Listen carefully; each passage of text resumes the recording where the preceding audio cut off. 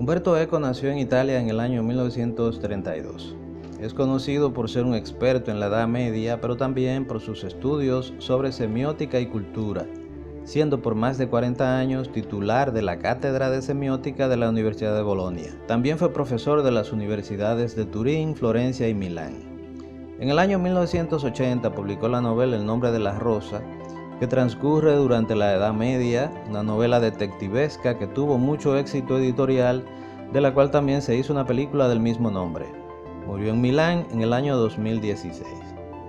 Apocalípticos e Integrados es un libro sobre semiótica publicado en el 1965, cuando Umberto Eco tenía 32 años. También tuvo un éxito relativo en Italia, donde sus premisas fueron muy debatidas. Es uno de los primeros libros, si no el primero, en el que se analizan los productos de la cultura popular con un sistema puramente académico.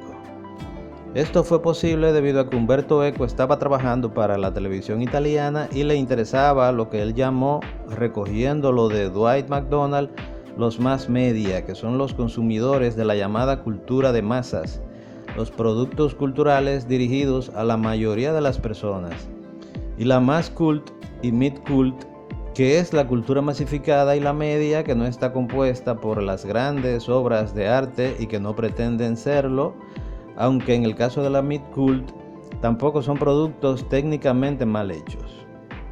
El libro se encuentra dividido en varios capítulos: una introducción y los temas alto, medio, bajo, los personajes, los sonidos y las imágenes, además de las conclusiones y algunas consideraciones sobre la ciencia ficción y la estrategia del deseo ligada al consumo de la cultura.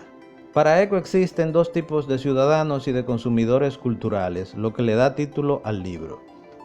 Los apocalípticos son aquellos que están en contra de la sociedad en general y ven en cada manifestación cultural un síntoma de la decadencia de la civilización. Y los integrados son aquellos que piensan que la sociedad va muy bien y que nunca habíamos estado mejor en toda la historia de la humanidad. El apocalíptico es clasista y piensa que la sociedad se está derrumbando, mientras que el integrado cree que todo está bien y que la sociedad va por buen camino, por lo que no hace falta hacerle ningún cambio.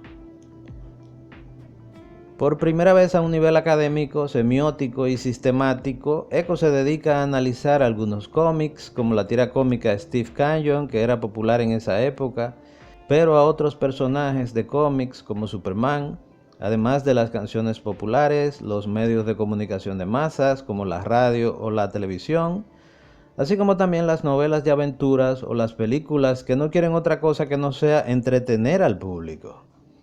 Por supuesto, estamos delante de un libro del año 1965, aunque corregido múltiples veces por su autor cada vez que se reeditaba, por lo que no encontraremos allí fenómenos actuales como las redes sociales, los videojuegos o el cine de superhéroes de Hollywood, aunque las conclusiones a las que arriba Umberto Eco pueden servir también para analizar estos fenómenos del siglo XXI. Veamos las dos caras de la moneda. Para el apocalíptico, la cultura es un hecho aristocrático que se opone a la vulgaridad de la muchedumbre.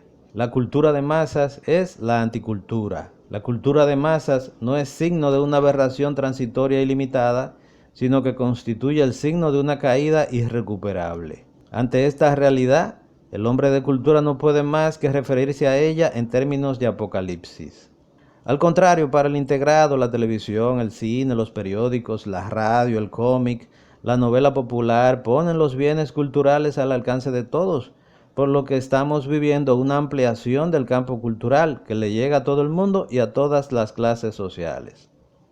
De acuerdo con Umberto Eco, aunque reconoce que tienen razón los apocalípticos en decir que la ideología optimista de los integrados es de mala fe y virtualmente falsa, también critica a los apocalípticos, puesto que para los dos grupos se tiene una idea fetiche de lo que es la masa, y no se trata de asumir o debatir los temas importantes para esa masa, sino que se intenta manipularlos, en el caso de los integrados, o de ni siquiera tenerlos en cuenta en el caso de los apocalípticos. Cita de nuevo al intelectual marxista norteamericano Dwight MacDonald, para quien la cultura masificada se encuentra dividida en tres partes: la mass cult, que son los cómics, la música popular o las peores películas para la televisión, y la mid-cult, que está representada por obras que parecen tener todos los requisitos de una obra de arte actual e interesante, pero que no son más que una parodia, una depauperación, una falsificación puesta al servicio de fines comerciales. La tercera es la alta cultura, las obras de arte y los artistas verdaderos, lo que no tiene que ver con la clase social a la que pertenece o su pertenencia ideológica. Para Eco, los productos de la mass cult alientan una visión pasiva y acrítica del mundo. El esfuerzo personal para la posesión de una nueva experiencia queda desalentado. La gente siempre recibe lo mismo, solo que cambiado de forma superficial y a veces ni siquiera eso. Se recibe el mismo producto repetido innumerables veces, pero al consumidor no le interesa ningún cambio hasta que se cansa de ello y busca otra cosa que lo entretenga. En el mid-cult, los instrumentos para realizar la obra son más sofisticados y son técnicamente impecables, como los haría un verdadero artista. Pero al realizador de la obra no le interesa que el que lo reciba lo interprete como una obra de arte. Es más, debido a que es un producto comercial, el ser recibido como una obra de arte podría afectar su percepción como producto artesanal. Lo que desea un artesano de un producto del mass cult o mid cult es copiar el efecto que produce una verdadera obra de arte. En ese sentido, no busca copiar la obra de arte en sí misma, sino los efectos que produce en el espectador, para copiarlos y tratar de que reaccione de la misma manera. Es decir, la tristeza, la alegría, la ira, el miedo. Podríamos poner de ejemplo aquellas películas contemporáneas de terror en las cuales se quiere asustar al espectador a través de sonidos aumentados o de la música, mucho antes de que suceda lo que se supone que nos dará miedo. Es lo que hoy día se llama el jump scare.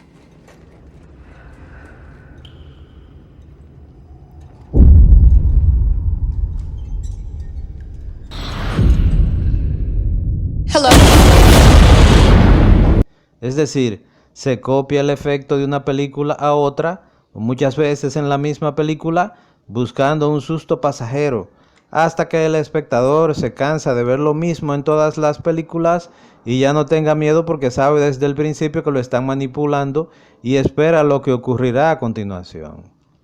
Si extrapolamos sus consideraciones al día de hoy, podríamos decir que una obra más cult es una telenovela, mientras que una obra mid-cult es una película de superhéroes de Marvel. Lo que copian las obras de este tipo es el efecto, no el sentido del arte en sí mismo. Debemos apartar de este grupo a las obras de arte que copian a otras obras de arte, pero no sus efectos, sino que sencillamente los artistas son influenciados por esas obras anteriores, cambiándolas y creando algo nuevo. Umberto Eco también se refiere al kitsch, que significa el mal gusto en las obras de arte y los productos culturales. Hace un análisis cuadro por cuadro de una tira cómica del héroe aviador Steve Canyon y analiza también al personaje de Superman. Para Eco, una novela como El viejo y el mar de Ernest Hemingway es una obra mid-cult, mientras que Superman es una obra más cult. Pero también insiste en el hecho de que una obra de arte importante como la Quinta Sinfonía de Beethoven o la Gioconda de Da Vinci pueden convertirse en fetiche e interesarles a la gente no como obras de arte en sí mismas, sino acerca de lo que acontece alrededor de ellas, como suelen hacer los mass media. Es decir, el hecho de que las personas quieran conocer acerca de la realización de las obras o las vidas de los artistas, se pregunten a través de los medios de comunicación de masas si la Gioconda está sonriendo o no, quién era esa mujer, si la cara de la Mona Lisa es la misma cara de Leonardo da Vinci, etcétera, etcétera. Elementos que no tienen que ver con la obra en sí, pero que la han convertido en un fetiche masificado, popularizado por la propaganda. Durante el Renacimiento, en vida de Da Vinci, una élite aristocrática poseía todos los elementos de la cultura. La sociedad se dividía en personas en posesión de los elementos culturales y personas excluidas de esa posesión. Hoy día ya no es así. Cualquier ciudadano interesado puede acceder a la cultura sin ningún impedimento. Ahora bien, el libro nos recuerda que una obra de arte es una estructura, como sinónimo de forma, y que el modo de formar de cada artista es el estilo, donde se manifiesta la personalidad del autor, el periodo histórico, el contexto cultural, la escuela a la que pertenece la obra. Una obra de arte lograda crea escuela y genera una cantidad de imitadores. Carece de utilidad práctica y es completamente desinteresada, lo que garantiza su completa libertad y su categoría de obra de arte. Su función es puramente estética y de esa manera debe asimilarse y juzgarse.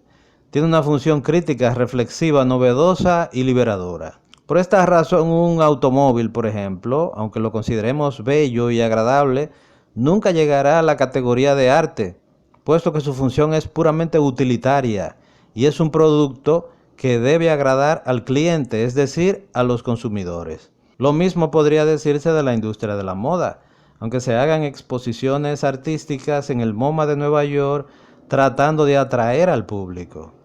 Una obra de arte no puede ser utilitaria, y ese es el problema principal que presentan los productos de la cultura de masas. Al final, Umberto Eco se pregunta si son sinónimos cultura de masas y cultura democrática. Puesto que el bagaje cultural de las personas no es el mismo, muchas veces hay que bajar de nivel algunas obras para que puedan ser masificadas. Eso es inevitable. Pero si una obra de arte es libre y carece de utilidad, no puede ser manipulada para que la pueda comprender todo el mundo.